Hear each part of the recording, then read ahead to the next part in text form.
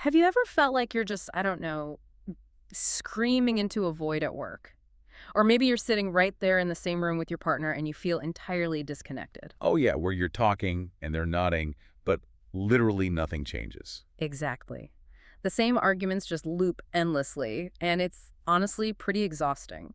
But here's the thing, that is not a communication failure. That's actually a structural deadlock. Right, it's a fundamental breakdown of the system itself. We usually tend to view these moments as just, missed signals. Like something you can fix with a better conversation. Exactly. But a structural deadlock means the actual architecture of the relationship, whether that's a marriage or like a corporate hierarchy, is actively functioning to keep you separated. So today, we are taking a deep dive into this ancient framework that maps out this exact feeling of suffocating disconnect. It comes from a project called The Mind Key to the I Ching. And if you aren't familiar with the I Ching, it's this foundational Chinese philosophical text that's been studied for thousands of years. Yeah, and it uses these visual symbols called hexagrams to explain how different situations evolve over time. Right, so think of a hexagram as a visual code. It's essentially a stack of 6 horizontal lines that represent different social dynamics or energy states. And the specific one we are unpacking today is called the pi hexagram, right? Yeah, pi, which is often translated as standstill or deadlock. Yeah. And to really grasp it, you kind of have to visualize the physics of what's happening. Okay, lay it on me. So the hexagram is split into 2 halves. The top half represents the sky, or heaven, and its natural movement is to rise, to expand upward. Right, like heat rising. Exactly. And the bottom half represents the earth beneath it. And Earth's natural physical movement is to sink, to settle downward. So in a normal functional system, those two forces would interact, right? Gravity pulls rain down, heat rises up, and things grow. Precisely. They intermingle. But in the pi hexagram, heaven is stuck up on top, pulling endlessly upward, and Earth is on the bottom, just sinking heavily downward. Oh, I see. So they're actively pulling away from each other. Yes.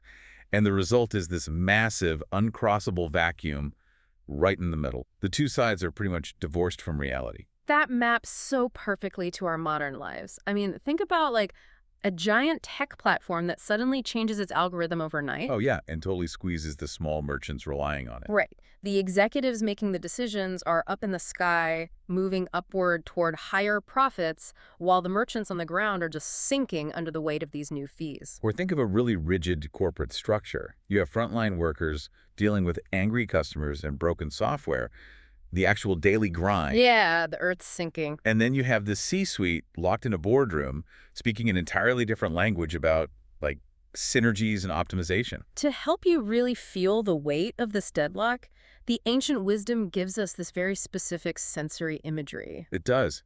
Imagine standing out in a barren winter field.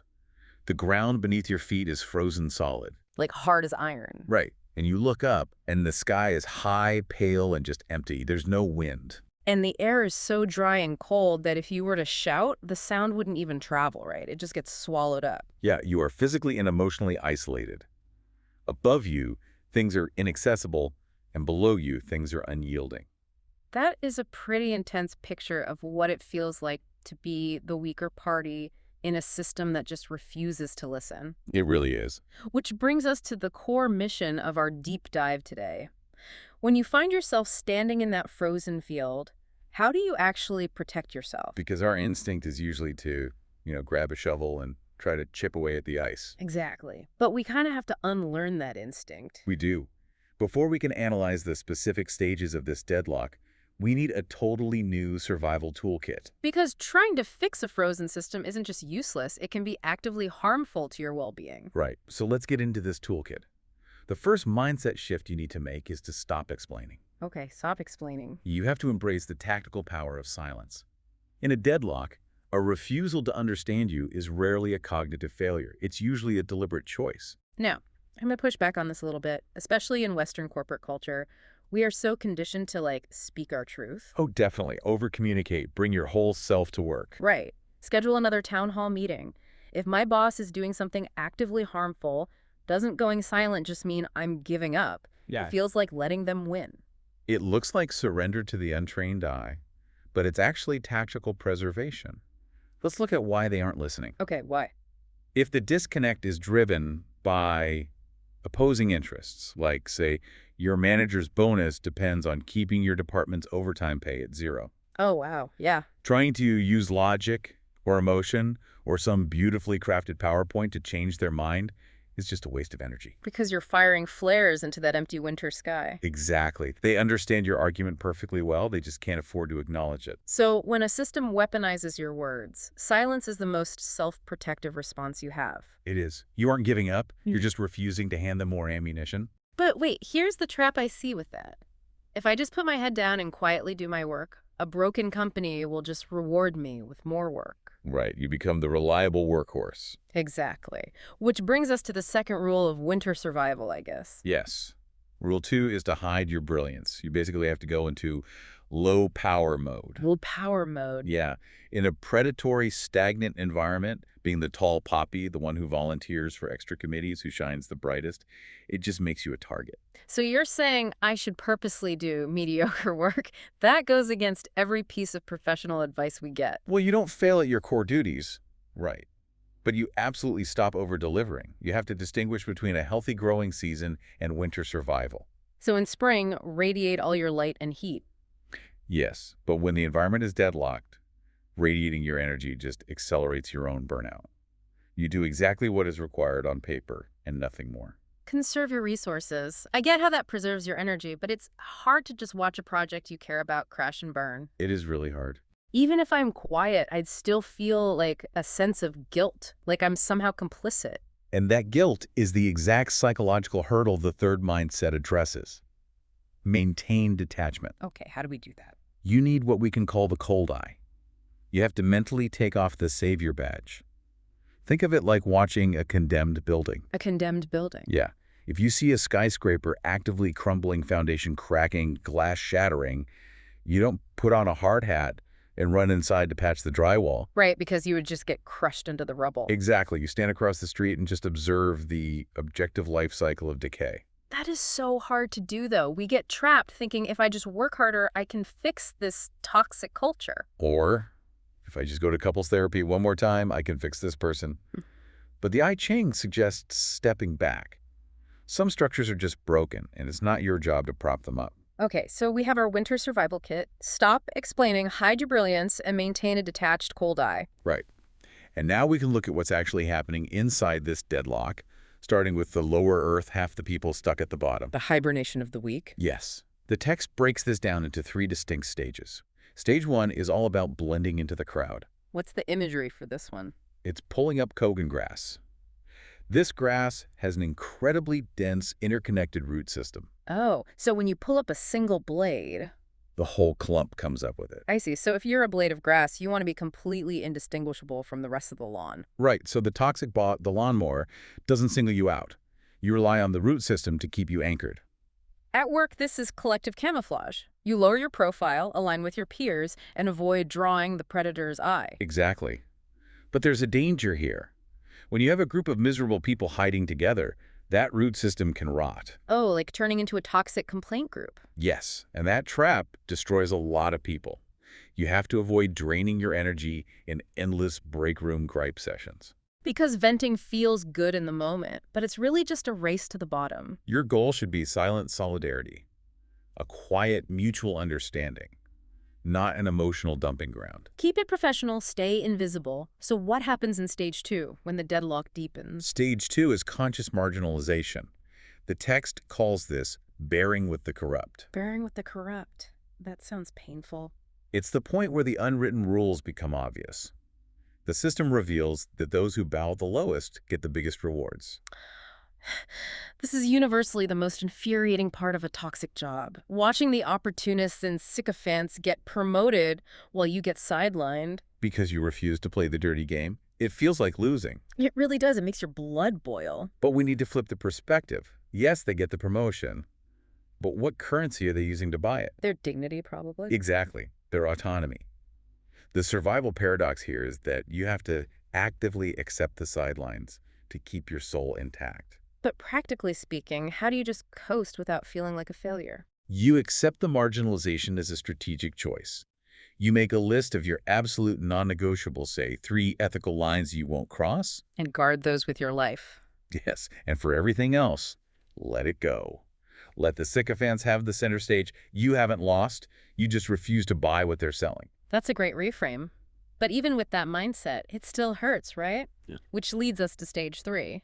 Yes, stage 3 is about that internal pain. The phrasing translates to bearing shame.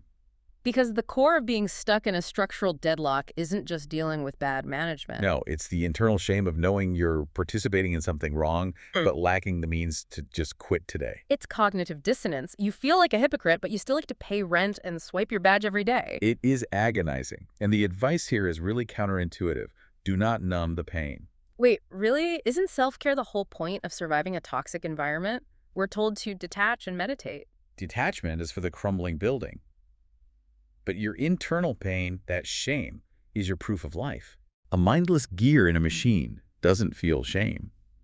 The fact that you feel it means you haven't been fully assimilated. You're still human. So if you numb it completely, you risk becoming just another permanent fixture in the frozen field. Precisely. Let the shame act as a preservative. I love that. So the pain is actually a protective layer. A very practical mechanism here is to keep a secret notebook. Write down the absurdities, the hypocrisies you witness. Just to keep a record of reality. Yes, to keep your own mind grounded. Because a deadlocked system will try to gaslight you into thinking you are the problem. And when that happens, you have your notebook to remind you, no, I'm not crazy. The structure is broken. Exactly. You hold on to that pain until you can finally escape. That is a really profound way to look at the view from the bottom, but here's where this gets deeply fascinating. While we are down there hiding in the grass. What is happening to the powerful people at the top? Yeah, because they look like they have all the control and leverage. This is the massive revelation of the pi hexagram.